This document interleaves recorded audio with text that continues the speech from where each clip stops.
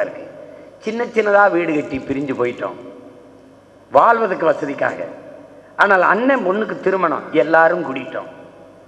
குடும்பத்தில் மூத்த நம்ம தாத்தா இறந்துட்டாரு, எல்லாரும் கூடிட்டோம். வீட்டில் ஒரு காரியம், வீட்டுக்கு ஒரு பிரச்சனை, கூடிட்டோம்.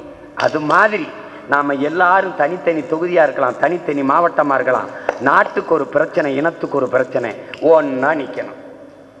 ராமநாதபுரம் மாவட்டம் கூட்டம் என்றால் அது முதுகுளத்தூர் கூட்டம், பரமக்குடி கூட்டம், திருவிடானை கூட்டம் அல்ல. அது ராமநாதபுரம் மாவட்ட கூட்டம் தான். அப்படிதான் கூடணும். அதை புரிந்து கொண்டு